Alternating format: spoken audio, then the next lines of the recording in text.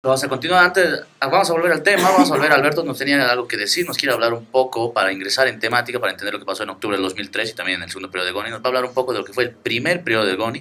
Alberto publicó hace poco un artículo en Prensa Rural, es un semanario, que bueno, que lo publican así unos compañeros. Entonces, Alberto, háblanos un poco de esa parte, digamos. Sí, porque no podemos olvidar que Gonzalo Sánchez, si bien lo que queda en nuestras retinas fue la masacre del 2003, el genocidio al que hacía referencia Raúl, fue presidente en una gestión anterior, como les decía, impulsor de las medidas más nefastas y lesivas al Estado en el periodo neoliberal. En su primer periodo, año 93 al año 97, en el que fue presidente junto a Víctor Hugo Cárdenas, su vicepresidente, llevaron adelante la conocida capitalización, un nombre eufemístico que sencillamente significó la privatización y la venta de los recursos y de las principales empresas estratégicas del Estado y de nuestro país a empresas transnacionales, pero no solamente su venta, sino un regalo, una gran estafa llamada capitalización, en la cual... que en realidad no funcionó como capitalización, sino más bien privatización, podríamos Claro, hablar. tal cual, y esto benefició a capitales transnacionales. Fue eufemístico, eso es Exactamente, verdad. sí, y lo que fue es una gran estafa. Exacto. Al pueblo boliviano, a las arcas, es un desfalco histórico al Estado boliviano. Y también se dio, bueno, hablamos de economía, pero también de las políticas sociales. En el primer gobierno de Gonzalo Sánchez de Lozada se dan las masacres de Amayapampa y Capacirca. No solamente es la masacre en 2003 de Octubre Negro, sino en Amayapampa y Capacirca, donde murieron 11 compañeros obreros mineros. Y bueno, ya este es un antecedente de crímenes de lesa humanidad, de genocidio, ¿no? Esto con Víctor Hugo Cárdenas de vicepresidente, quien usualmente habla de derechos humanos, pero nosotros debemos recordar la masacre de Amayapampa y Capacirca, ¿no?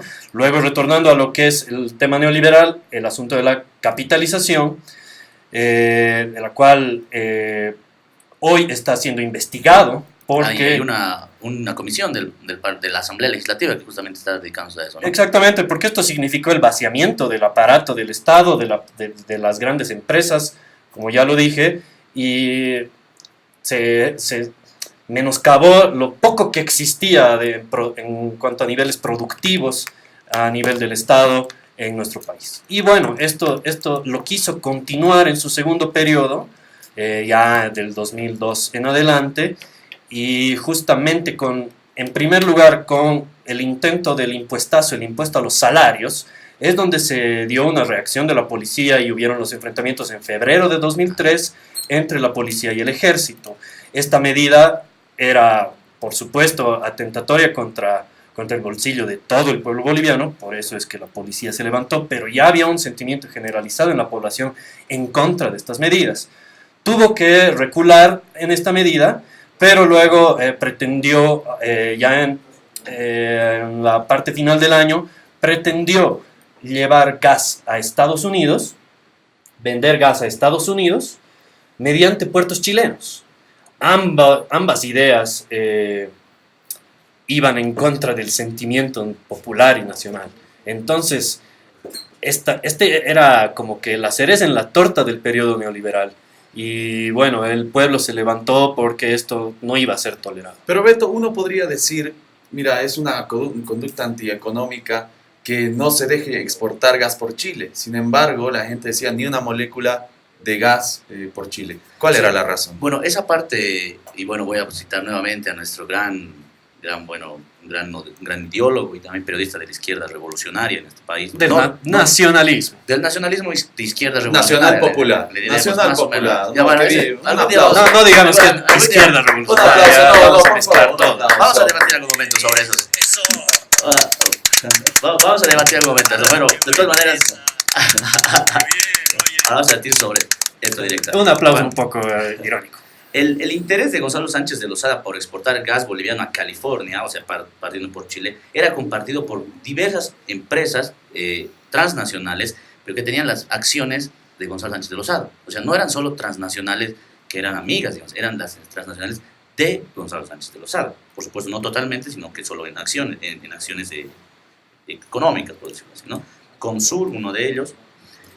El norte de Chile, ya que el norte de Chile, de manera especial, la mina La Escondida necesitaba con urgencia, el norte de Chile, la mina La Escondida, en Chile, el norte, necesitaba con urgencia el gas boliviano. En septiembre de 1994, me estoy confundiendo con lo que decía su abuelo, el presidente de YPF de esa época, Mauricio González, impulsó por orden de Gonzalo Sánchez de Lozada la construcción de un gasoducto de Tarija a Tocopilla, Chile. Esa era ya la primera idea de exportar gas por Chile. O sea, ya había la idea en 1994. Claro. Después, en 2003, ya fue llevada a cabo. Lo que se frustró porque las Fuerzas Armadas en esa época se opusieron por determinadas connotaciones que no vamos a tocar en este momento. Entonces, bueno, la historia responde así, ¿no? Claro. No solo era que quería exportar gas a Chile porque... A Estados Unidos. A Estados Unidos, perdón, por Chile, porque... Era necesario un mercado para exportar. No era eso. Y además para engrosar bolsillos de ciertas personas, Claro. porque tenemos que hablar del precio. Claro, era sencillamente para las empresas que él tenía, de las que era accionista, se vean beneficiadas. Intereses meramente privados. Raúl. Sí, yo quería contar un poco a lo que decía Alberto. Fuera también de la privatización, han habido medidas muy neoliberales, muy fuertes.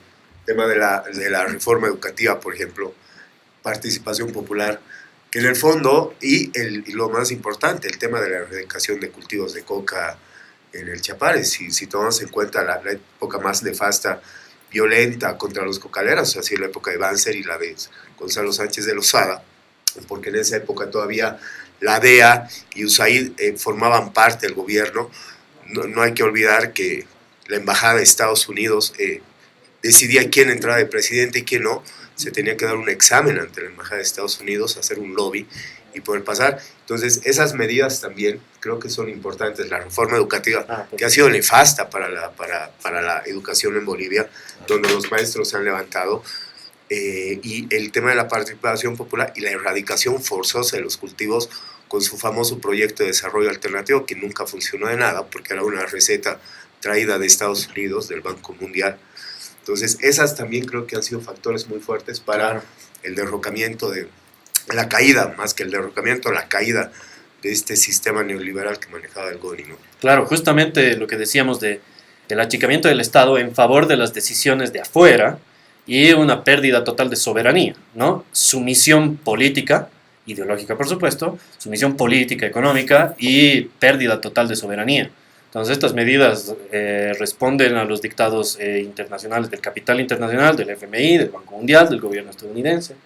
Yo creo que algún rato hay que hacer un programa en particular para hablar de la participación popular. Claro, son temas muy complicados. Políticas claro. sociales y sí. Claro, porque hay que traer las connotaciones realmente particulares, ¿no? Claro, y además tienen que conversarse con rigurosidad, Exactamente. como nos caracterizamos. Rigurosidad histórica y teórica. Bueno, vamos a... una canción, vamos a hacer un break, vamos a hacer un break. Vamos a Break escuchar dance. una canción de Queens of the Stone Age, esto es In the Fade.